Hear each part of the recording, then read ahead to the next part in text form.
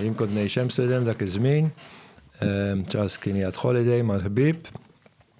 The year was 1992. Dakinhar jien kelli noħroġ mal-xi ħbieb tiegħi u ċemplu li mhux ġejjin u jiena daqshekk xorta noħroġ.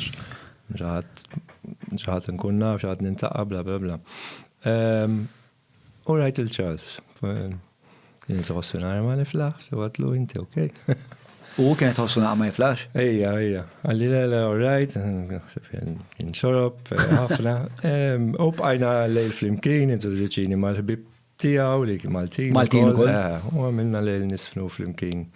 Ġowiet mill-klab It, kien famuż ħafna dak. Klab? It. It? Ġewwa Amsterdam? Amsterdam. Sewa.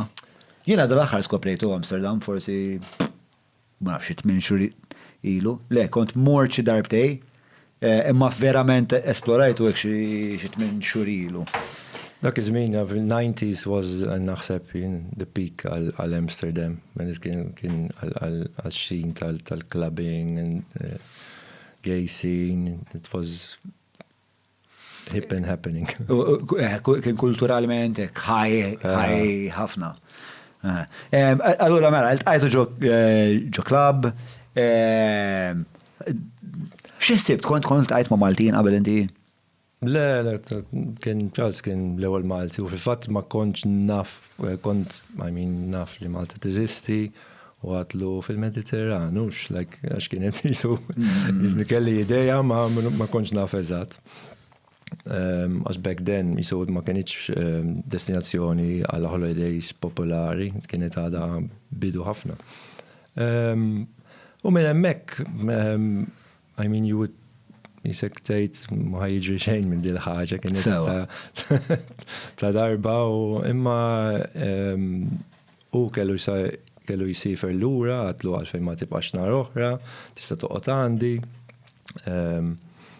ma kont nikri kamra ta' għax kont nistudja 5x3, so ma tantx kelli spazju, ma offrejtlu u għamilha baqa' nhar iżjed u mbagħad deċidejt li niġi Malta dak is-sajf.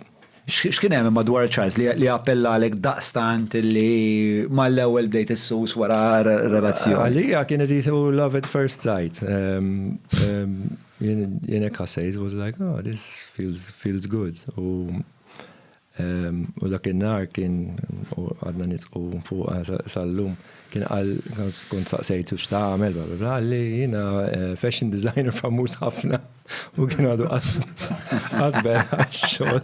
Malta misek tiġi timmodellali għal beda jgħidlek dawn l-affarijiet? Beda jgħidli dawn l-affarijiet. U inti hemmintu?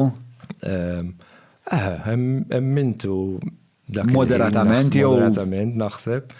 Imma mbagħad eżatt naħseb he was predicting the future għax wara ftit ovvjament spiċċajt Malta, konna għamilna l-ewwel fashion show, kien hemm kollezzjoni tal-irġiel u jien kont wieħed mill-modelli. Kemm il-sena wara? 2 years naħseb. Mhux ħafna, vera mhux ħafna. Mhux ħafna. U f'dawk is-sentej ġifieri kellu ma kdibtlekx. Għallek. Flima punt indbaħt li mhux vera kien designer famuż? Meta ġert l-ewwel darba ovvjament indunajt u ma bqax jirsisti ta' kienet ta' dak il-lejli li għalli dak il-ħaġa. Ma kienx storja persistenti spiex ta' kienet. Prova jabbik bażan. Eżatt.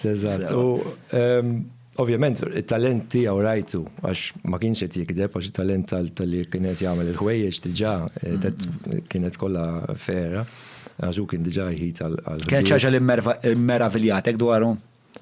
Ija, kont rajta xi ħaġa vera affaxxinanti li għax Holland mhux komuni, ħadd ma jaf iħid.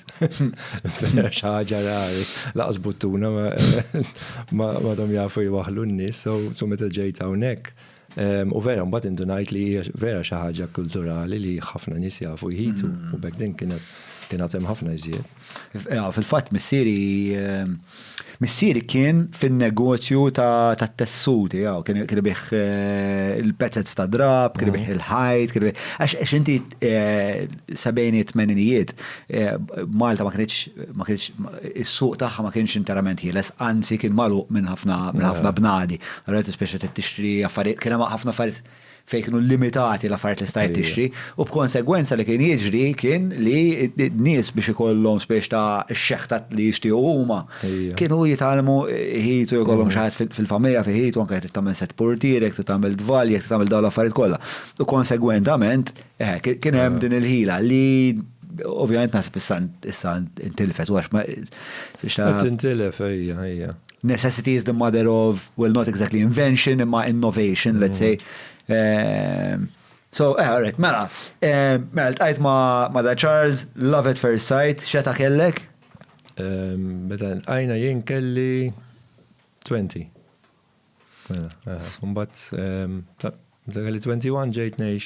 Ikbar minnek jew? Ija, 3 snin. 3 snin ikbar, u ma bewil tal-istess koetani. U mela, u ġejt Malta. Ma f'dak il-punt irrealizzajt li inti qabli ħatqatta l-bqija ta' ħajtek ma' dar raġel? Ma konx naf back then. I mean, jien kont jgħat l-università, so kienet jisa decision like ġrad dil-ħaġa, għajt ma' Charles u jien ħassejt li jek mux ħana prova dil-ħaġa, dil-bidla f'ħajti, probably għaj dispjaċini wara li Sewa. So, jisni, nomi missiri, isma, jindeċidejt, għani għaf, u għanitla ma. Waqaft Mela, waqaft kompletament. Ħriġt mill-università, pakjajt barra li affarijiet u ġejt Malta. Ok, u inti konta t-studja HR u konta li? HR. Sewa, xej li għandu xaqsam ma' d-dizin u għax. Kien hemm affarijiet ma' fit-tfulitek jew f'żożitek li kont prattika f'termin ta' dizin u sketching u affarijiet tal-dawn. Sketching kont dejjem nagħmel, anka kelli interess kbir għal-moda dejjem, anka dak iż-żmien. Sewa. Iktar fil-ilbies u hekk brands oħrajn u kont dejjem ngħid jisni naħseb dibdan kont inħoss li għandi talent, għandi għajn għal dawn l-affarijiet, ma jisna qatt ma milċejn fuqha jew bija. Kont diġà naħdem fir-retail meta kelli 18 jew 17. Meta retail ta' ħwejjeġ? Holland. So jisa dik din il-ħaġa tal-fashion dejjem hemmhekk kienet. U l-ġenituri x'qalulek? Inta tiġġennen.